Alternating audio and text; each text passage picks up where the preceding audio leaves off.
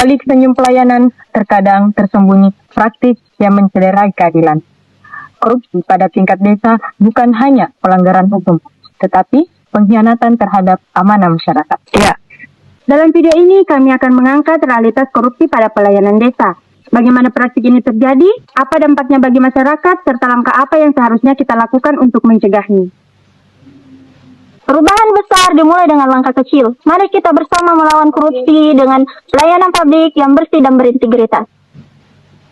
Korupsi bukan hanya tentang uang yang hilang, tapi tentang harapan yang dirampas, kepercayaan yang rusak, dan pelayanan yang tak lagi berpihak kepada rakyat. Ketika bantuan sosial digulirkan, harapannya sederhana, agar masyarakat kecil bisa sedikit lega, agar dapur tetap mengepul. Bagaimana jika bantuan berupa uang berubah menjadi beras, ayam, ataupun telur, tanpa penjelasan yang jelas? Inilah yang terjadi di beberapa desa. Di balik program yang seharusnya menjadi penolong, justru menjadi praktik penyelewengan dan penyalahgunaan wewenang. Dalam video ini, kami akan menggali suara masyarakat, terutama para ibu rumah tangga yang menjadi penerima bantuan sosial. Di sini kami ingin mengetahui bagaimana praktik korupsi mempengaruhi warga desa dan bagaimana reaksi mereka. Korupsi mungkin terjadi oleh satu tangan, namun dampaknya bisa dirasakan oleh seluruh rakyat.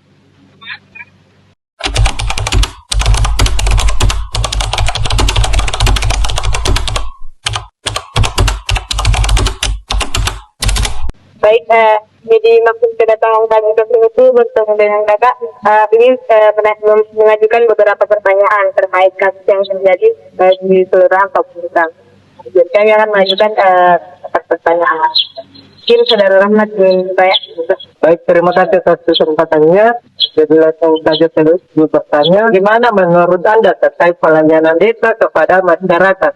Baik, menurut saya terkait pelayanan desa terhadap masyarakat itu cukup baik.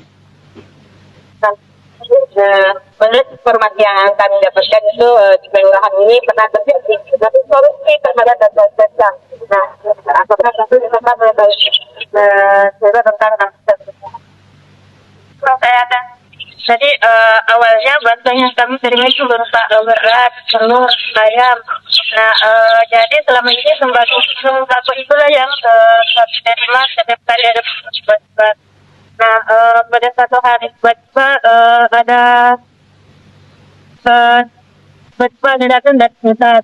Nah, terus ini kami dipilih secara acak oleh anggota 5 orang anggota secara acak oleh tim dari pusat ini. Nah, kami di sini duduk secara terpisah dari teman-teman. Nah, jadi ini tuh pertanyaannya, apakah bantuan sosial yang diberikan ini berupa uang tunai, apa yang dibelanjakan, dan sebagainya. Nah, di situ kami tidak tahu, teman-teman kami menjawab apa dengan terpisah. Jadi ternyata di situ teman ada yang menjawab bahwa yang diberikan bantuan tunai.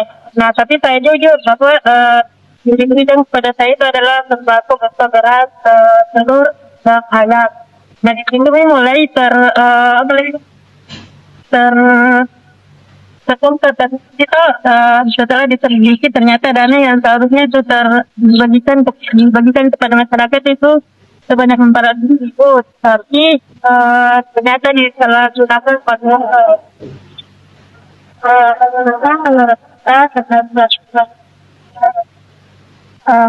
menurut saya kasus korupsi bantuan sosial ini merupakan bantuan sosial kejam dan tidak bermoral karena merugikan masyarakat kecil yang seharusnya mereka ini yang menggugurkan bantuan hati bantuan sosial yang harusnya menjadi sarana pemerintah untuk meringankan beban masyarakat ini, tetapi malah disalahgunakan oleh pihak oknum tadi.